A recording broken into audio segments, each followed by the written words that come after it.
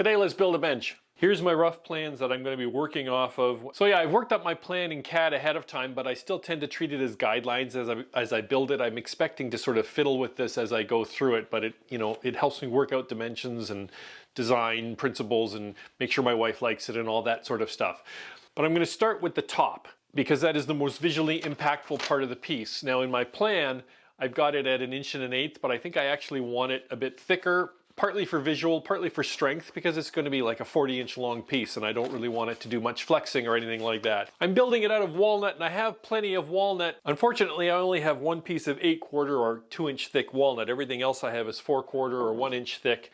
This is an 8-foot piece, which looks like a lot, but it's 6 inches wide and I need a 40-inch top. So basically, I'll cut this in half and that'll give me maybe 11 inches wide, but I need 15. So this isn't enough, but I still want that thickness. So my plan here at the beginning is I'm going to take this piece and I'm going to cut it into like 2-inch strips, turn it on edge, and I'll use that to pad out the thickness that I need for my nice thick top. So the 2-inch walnut was actually too much for my cordless circular saw, so I need to finish the cut off with a jigsaw.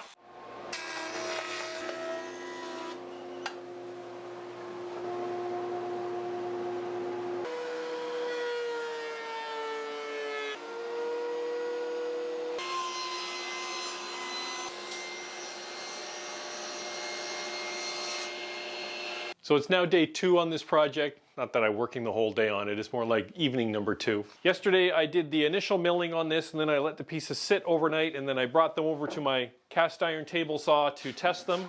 And 3 of the 4 boards were perfectly good still, but the 4th one has got just the tiniest rock to it. So I'm going back to the joiner and the planer to make sure they're true before I move on to the next step. And the next step is actually a bit complicated because normally I'd like to just put the whole top together, but my planer will only do up to 13 inches and I'm looking for a 15-inch top, which means my final glue up needs to be perfect. It needs to be, a final glue up. I can't run it through the planer again after I've glued up the whole top. That is what I'm looking at. That gives me 15.5, so I've got a little bit I can trim off.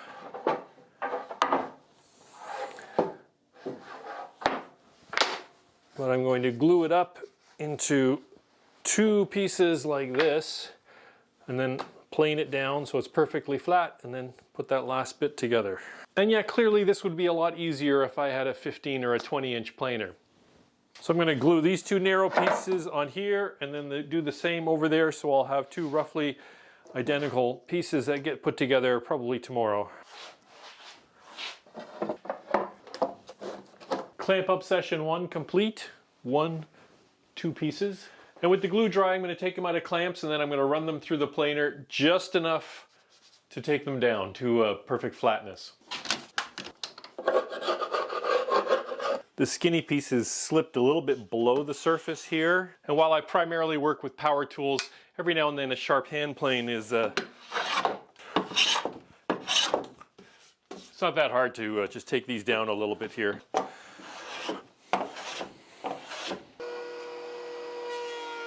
I'm at the point where I really don't want to lose any more thickness. So when I'm getting down to where the boards are pretty much flush, I'm going to be cutting in half the amount that I turn the wheel each time, so the cutting depth will be that much less because I just want to sneak up on a perfectly flat finish. I don't want to go any farther than I have to.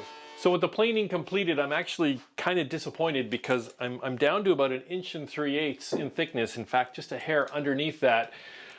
But I was reviewing the footage and the original 2-inch board, when I look at how I was showing the original 2-inch board back at the beginning of the video, I can see that there actually was a twist and a cup in it. So yeah, it took a while to, if I cut the board shorter, you probably could have saved more, but by wanting it as long as I did, it took a while to get it down until it was flat and parallel. And again, it's better than the 1 1/8 inches, which is what I had originally planned for in the plans. I think this should still be a good solid bench seat.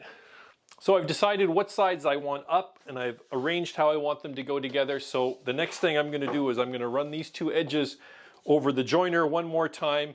With all the gluing on that's happened, this might not be a perfect 90-degree angle, so we want a nice jointed face before we get on with gluing. So I employed two strategies on that last joining session to try to give myself the best cut possible.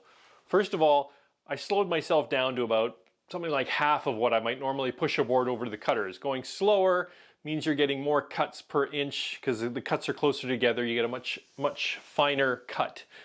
And the other thing is, since I have both of these are marked to be on the top. On the first piece, I put this side against the fence. On the second piece, I put the opposite side against the fence.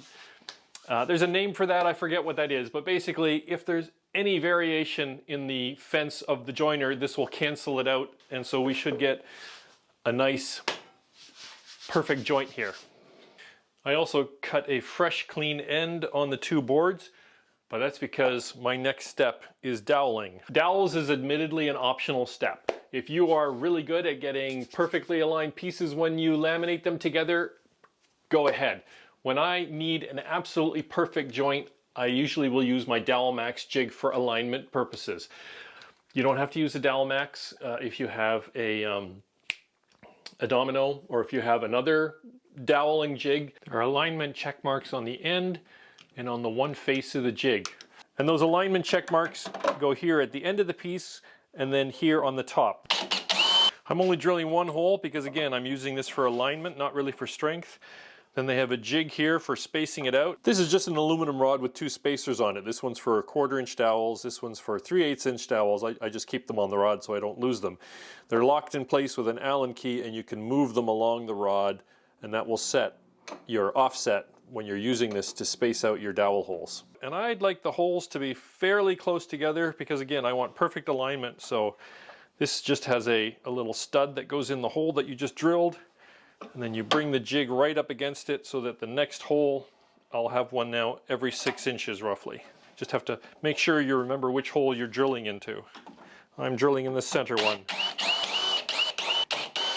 So this is the one we just drilled. Here's the top, then here's the top, and we want to drill this side. So here's the check mark. So now you take the jig and you put the check mark on this side. So now it's lined up with that face of the piece. I'll be cutting this shorter later, so I need to be sure and mark where all the dowels are so that I don't cut through a dowel. I put in a few dowels just so I can do a dry fit and make sure everything lines up nicely. Actually, a bit hard to get apart. Time for glue. And these are basically for alignment, but I'm still going to put a little glue in the dowel holes. Why not?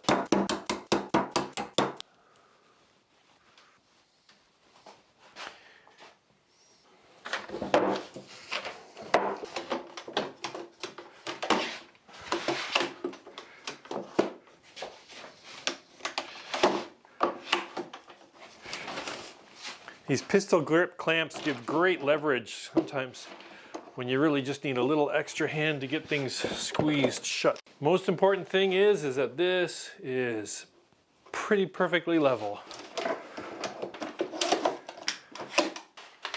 And there's a perfectly flush joint courtesy of Dowel Alignment.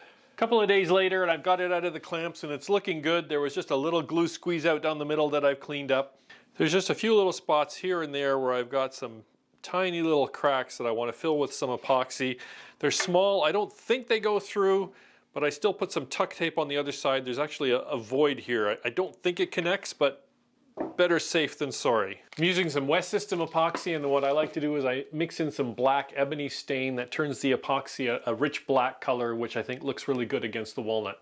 Take a heat gun and I'm going to heat up the spots where I'm going to pour the epoxy. I just find it makes it run nicer, and when the wood is nice and hot, the epoxy just soaks in quicker, and you don't want to heat up the epoxy, so you heat up the wood. I'm going to try to keep it minimal because I don't want to I can't run this through the planer again, so I need to be able to sand this down. So being very, very ginger with the amount I put in. Very, very cautious, that's the word.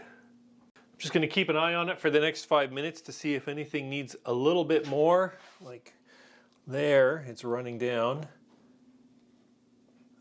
And then it's just going to sit for 24 hours to harden up. After a couple of days, a little bit of chiseling, a little bit of sanding, and that took all the epoxy down, though I did have a couple of spots where I had to touch it up with a little bit of CA glue to fill in some tiny little voids. So off screen, I prepped some more walnut for the legs and for the cross piece. This time, after letting the wood rest for a few days, I came back and I tested it. And all of these are still nice and flat, so I'm going to do just a touch more planing to bring them down to the final thickness. I think it's going to end up at 7/8 inch thick for all of these pieces.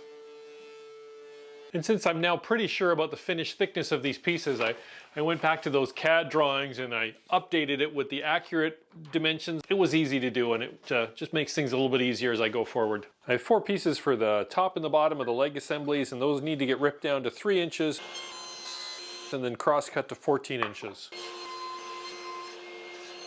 Then I'm going to rip the long cross piece to 4 inches, and these vertical parts of the legs are going to be ripped to 4 3/4.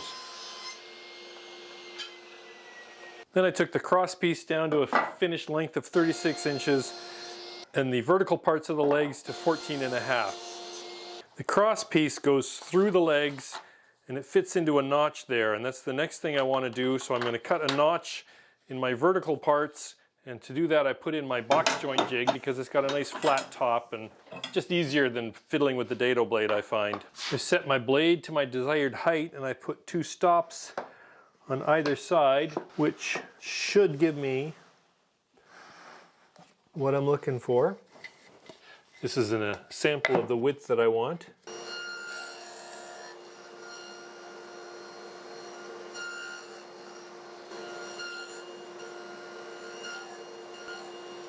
Something like this is what I'm looking for. A little bit of a gap between the 2 uprights, and the centerpiece fits into this notch. So I want to make these curves next, and to do that I'm going to make myself a pattern. So I've got this piece of plywood here, and these clamps are exactly set apart the length of one of the centerpieces. I have a mark here indicating center, and I have it offset 7/8, and I'm just going to take a flexible piece of stick and I'm going to push it and then trace it. And then I take my pattern over to the bandsaw where I will cut it out, staying well off the line. And then over to my spindle sander where I will finesse it and make it as nice as I can. And then I'll transfer my curve from the pattern to the actual workpiece. This is where a white pencil would probably work a little bit better on the walnut. And I'm now going to repeat those steps on the actual workpiece, taking it to the bandsaw and then the spindle sander and then probably some hand sanding at the end.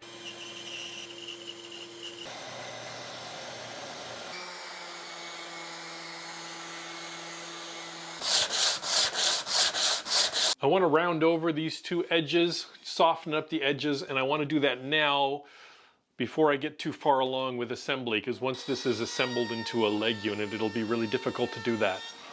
So for each leg assembly, I've now got 2 curved vertical parts, and then I have a top and bottom, and they all have to go together. So as a reminder, this is the end view of the bench leg assembly, and that's the top. So I've got the 2 curved pieces and the top and the bottom. And yeah, there's an angled bit that I will do later, but these pieces need to get centered and put in there. So I've made this sort of complicated little jig. So this jig is meant to lock into position on one of the feet, and it's reversible, so it can go on the bottom or on the top. So it goes on the top of the lower part of the leg, and then I will put it on the bottom of the upper part of the leg. And then the idea is that this will position this one leg exactly where I want it to go. And once this part of the leg is fastened in position, then I can fit in the centerpiece, and then this one will just naturally lock into a proper position. At least that's the idea. I'm pre-drilling at 3 inches and 6 inches on all 4 pieces. So I've got one of the uprights clamped in my vise, and then I've got the jig that I showed you and the base, and I'm going to lock this around the piece, hold it there, and I'm going to put in a couple of brads to hold it, and then I will add some screws afterwards. And then we'll flip it over and do the same on the other side. And now I'm going to fit the cross piece in, but first I need to chamfer the ends. Could do it with a router, but I'm just going to do it with a hand plane. Just count my strokes. I want the cross piece to extend 1 inch past the edge of the legs, but even more importantly, I need it to be square, so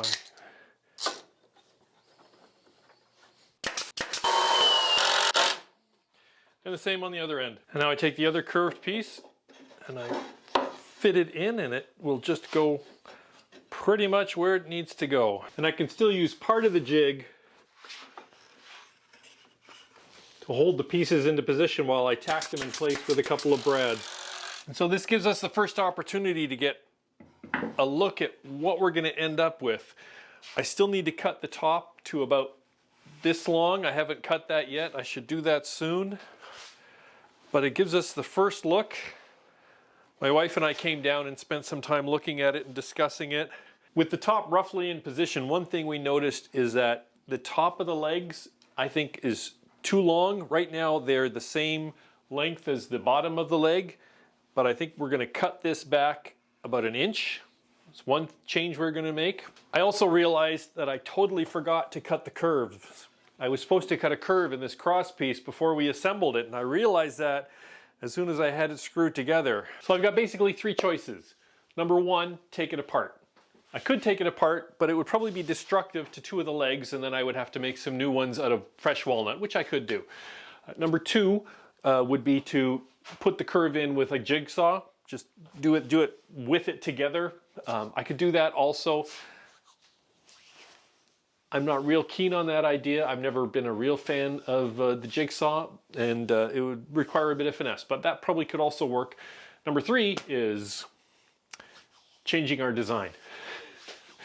Seriously, my wife and I had a look at it, and this is a pretty strong horizontal line with the top, and I think this looks fairly okay with it.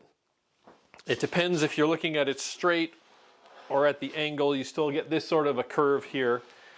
So what I'm going to do is I'm going to proceed with bringing the top down to final length. I'm going to trim back these 2 upper parts, and I need to put the angles down below, and I'm going to put a pretty heavy round over on this, and then we'll get a chance to reflect and decide if I'm going to make some radical changes or we're just going to proceed. So this is the top, and I want to cut 1 inch off of both edges. So let's flip that over. I could do that with a handsaw. I could do that with a circular saw. Both of those I'm worried about accuracy, so I actually rigged up my crosscut sled here, and I added this stop block firmly clamped in place, and it cuts to 1 inch. This side of the blade is 1 inch from the stop block. Then I've got my outfeed table with a little bit of plywood padding into position, so I can put it like this. Anything to avoid using a handsaw, I guess. In all seriousness, though, this looks a little convoluted. I think it will give me a really nice and accurate cut with a minimal amount of fuss, and you know, it'll be totally safe.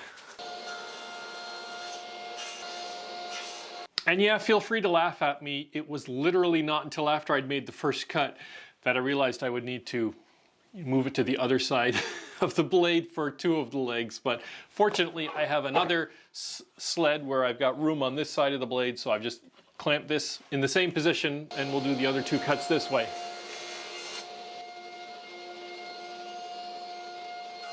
My next step was to put a round over on the center cross piece, and then I put chamfers on the upper and lower parts of the leg feet part. I put a fairly steep chamfer on the upper section and then a fairly shallow chamfer on the bottom part of the legs, just for aesthetics. I need my big crosscut sled for taking the top down to 40 inches.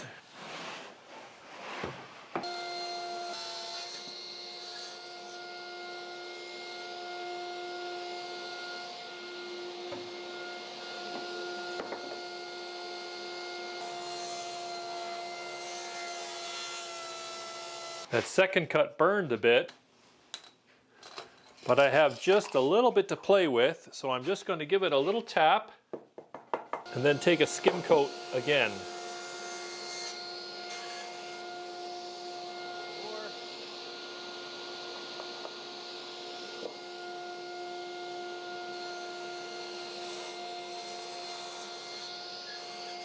You know, a little skim cut and that cleaned it up nicely.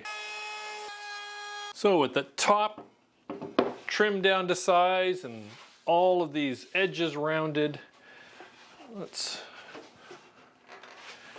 we get a much better idea of what it's going to look like when it's all is said and done.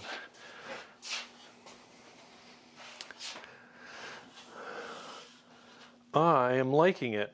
I like that I cut these back. That looks a lot better, just that they're much more hidden underneath. So we're happy with the overall bench. We're not going to bother with the curve, but we would like a bit more of a chamfer on the feet. So that's going to be just a lot of block plane work. I don't have a router bit that I can make work.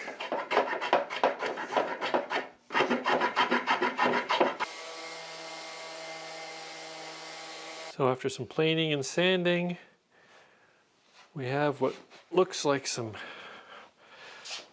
nice chamfers on all four legs. And speaking of every woodworker's favorite topic, I think sanding is next.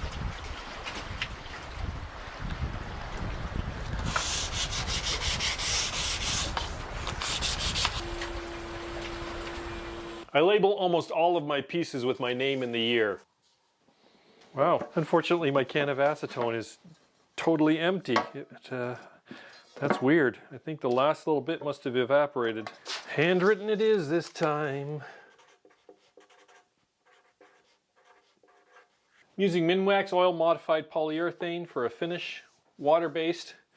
So nice cleanup, low odor, good protection, and I like the way it wakes up the wood.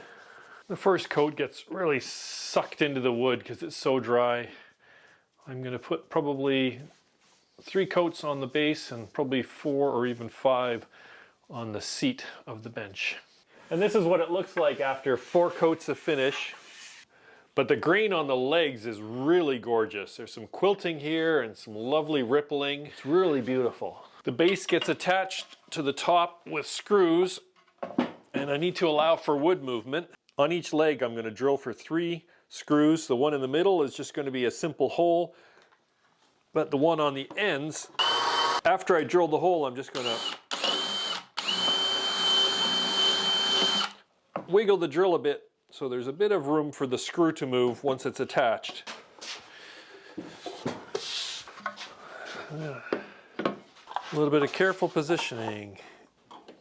And once I have it in position, I'm just going to put some tape just in case something slips while I'm putting in the screws. I'm using 1.5-inch screws to fasten the base to the top, but they're silver and it doesn't look that great. And previously what I've done with these screws is I would just hit them with some black spray paint, but I don't actually have any right now, so I'm just trying to hit the tops with a Sharpie and see if that'll darken them enough that they will be a little bit extra invisible. I mean, they're going to be on the bottom, but...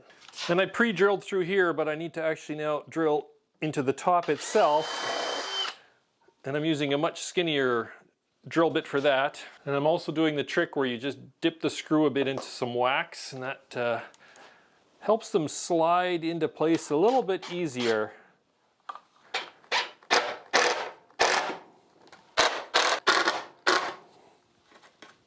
You can still see the silver inside the tip where the bit goes, but it's still better than perfectly silver. And again, this is going to be on the underside of the top. And one final step is I'm going to add some rubber feet, 4 of them, that will prevent any possibility of rocking. And since this is going in an entryway, you know, there might be wet footwear, so these are self-adhesive, but they're actually kind of old, and I just don't want the adhesive ever giving away. So just a little screw in the middle is a good idea to keep them firmly fixed in place.